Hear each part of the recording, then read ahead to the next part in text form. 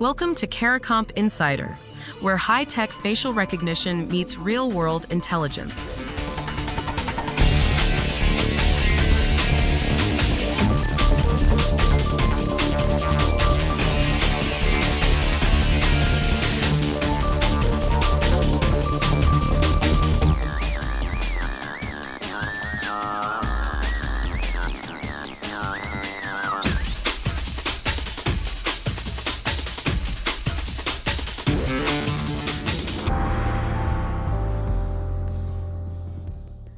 Two of Australia's biggest retail chains got caught scanning the face of every single customer who walked through the door. Not shoplifters, not suspects, everyone. Australia's privacy regulator looked at that and said, "That's illegal." If you've ever walked into a hardware store or a department store, this story is about your face. Because that scan can happen without a sign, without a warning, and without you ever saying yes. The Australian regulator ruled against two chains, Kmart and Bunnings, for capturing the biometric data of every shopper who entered. Biometric data just means the unique map of your face, the kind of thing you can't change like a password.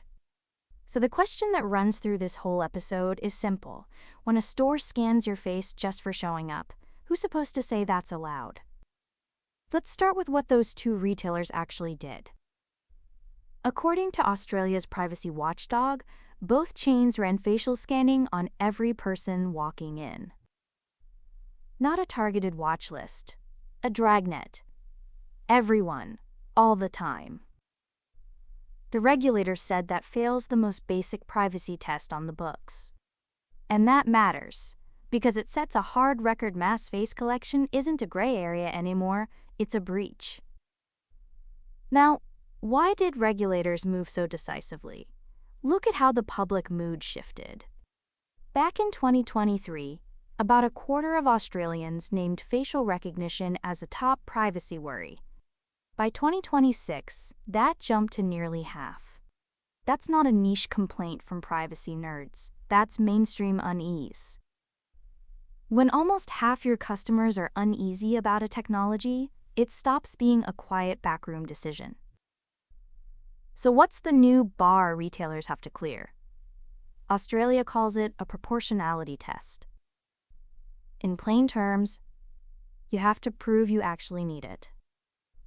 A store must show there's no less intrusive way to solve the problem. They have to tell people it's happening. They have to guard against false matches. A false match is when the system flags the wrong person as a suspect. For a business, that kills lazy deployments. You can't just switch it on because a vendor sold you the box. For you and me, it means a store can't secretly turn your face into evidence. Here's the part that should get every American listener's attention. The United States has almost none of this. Most states have no law specifically about facial recognition in stores. And U.S. retailers are moving fast. By 2025, nearly 1 in 5 were piloting or already using face scanning. That's up from about 1 in 8 3 years earlier. More stores, more scanning, and barely any rules. Now, retailers aren't inventing a problem. The security pressure is real.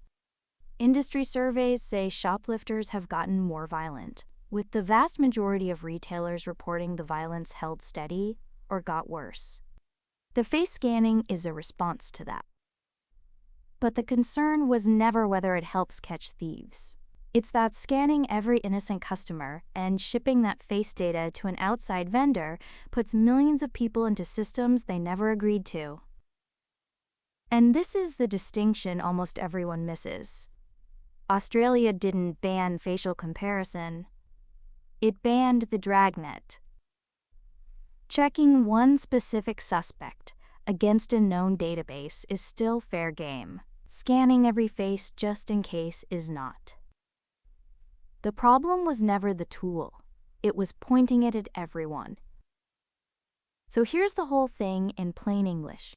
2 big Australian stores scanned every customer's face, and regulators said that's against the law. Now those stores have to prove they truly need it before they can scan anyone. The US has almost no rules like that yet, even as more stores quietly switch it on. Whether you run store security or you're just buying paint on a Saturday, this decides whether your face is yours or theirs. The full story is in the description if you want the deep dive. Now you know something most people in this industry don't. Use it. And when you're ready to put it to work, caracomp.com. We'll see you tomorrow.